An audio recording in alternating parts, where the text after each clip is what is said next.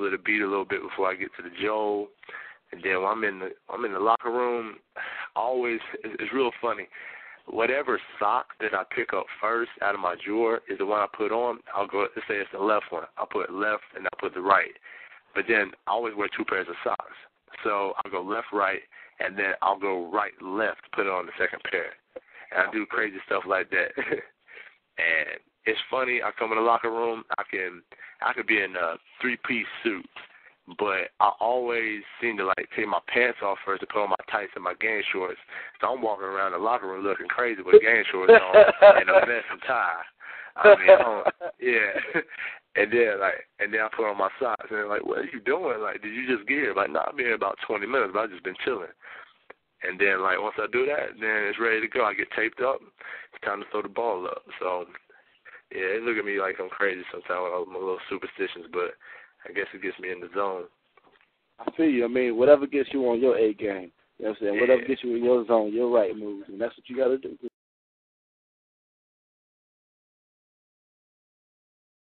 Personal question. I don't know if you want to be political about it or not, but do you believe that the SEC is the best league in college basketball? Ooh, that's tough because, I mean, there's a lot of good teams out there and a lot of good conferences. I mean, you got to look at the Big East. The Big East is definitely something to be reckoned with. I mean, they're bringing out 4 number 1 seeds in the tournaments. They're bringing out NBA players. I mean, you got the Syracuses, the Georgetowns. I mean, those guys out there are tough, but, I mean, when you think of basketball, I mean, obviously you look at the state of North Carolina, and you got 3 ACC schools, 4 ACC schools in there. And, I mean, you got Carolina. I mean, they're always for national champions last year. You got Duke is always a problem. NC State is always going to surprise somebody. You got us. I mean, we came out number 1 in the country this year. I mean, any given night, I think you can lose. Anybody can lose in the ACC. I think that's what makes it the toughest conference in the whole country. I mean, every year you always have somebody that's going to get upset. You can have the number 1 seed. You can have Carolina losing to, let's say, the last place team in the league, whoever it may be. You never know. Like us, we lost to Virginia Tech, number 1 in the country. You never know. And then we're going to play them the second time, and maybe, somebody beat us early in the year. We beat them by 20. You just never know. So I think that's what makes ACC authentic when it comes to that. I mean, for years and years, I mean, talent comes out. Look at the NBA prospects that come out here. I mean, Jordan, I mean, that's all I got to say about the ACC. I feel.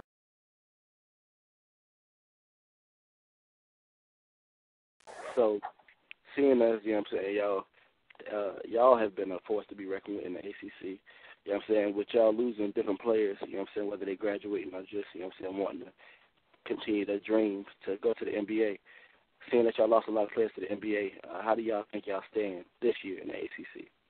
It's hard to say too. I mean, because other guys in the ACC, they lost players as well. I mean, Carolina lost a heavy load with all their Wayne and Danny Green and Ty and Hansborough and them boys. So I mean, just looking around, like I think we got just a strong group coming back.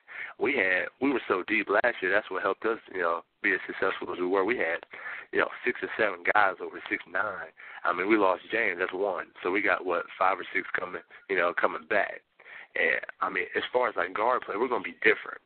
I mean, looking at Jeff T, he was so phenomenal, but people often forget about Ishmael Smith. I mean, before T got here, Smith, Ishmael was doing the thing. I mean, he's one of the toughest guards to guard in the whole country. So we got him coming back. He's healthy now. We got a fresh recruiting class coming in. I think we're going to be a different team. I don't think we're going to be necessarily come down, maybe give it to Teague or JJ and let them do their thing one-on-one. But I think we got the talent, we got the speed just to do everything we need to do, run offense. And I think, man, we're going to be a force. I think we could finish the top if we really put our minds to it.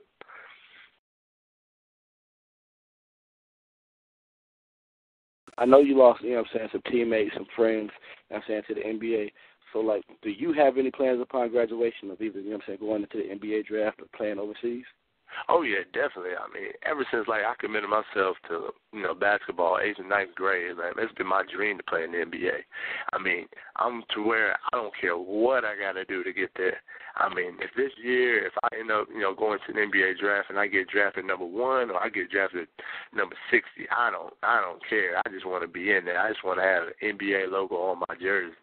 And the thing is, if that doesn't work out, I'll go any route to get there. If they make me play in Antarctica or anywhere, as long as I can put on a jersey, I don't care, man. I mean, the money's good in the NBA, but I mean, if I'm just getting paid any amount, to do what I love, I mean, that's a bonus to me. So, I mean, I definitely have ambitions to play professionally after this year. That's one of the most powerful statements I've heard in a minute, man. Because you sound about like me. Like I could probably take a whole bunch of different routes. I'm not a basketball player by any means, but I'm in education. I'm an education major. And so I know by any means necessary I want to work with kids no matter what the pay is. So I definitely rock what you're saying. As long as you're doing something that you love, the money's going to come, in some way, shape, or form, as long as you're doing what you love. It's something I love, man. I can't see myself. I'm almost 7 foot tall. I'm putting on a suit and tie, sitting behind a desk. I mean, I can rock with it, and I don't knock people for doing it, but that ain't for me. So, I'm trying to make this work. I do anything to make it work. I definitely rock with it.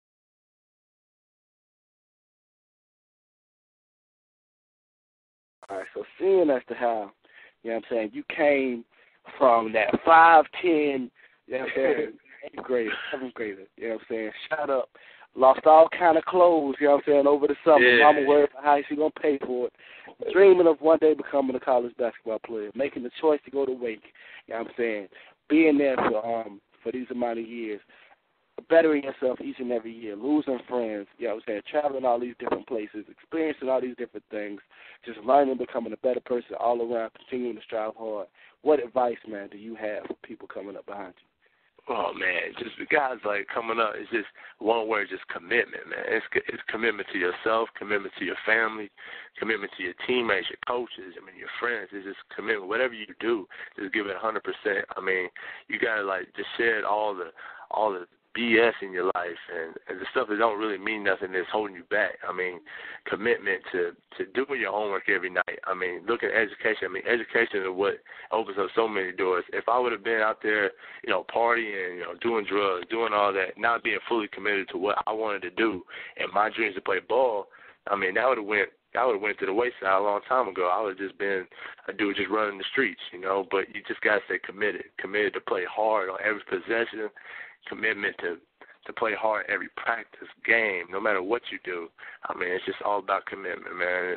If they can stick to that, I mean, the sky's the limit. You never know. That's the only advice I got for those guys,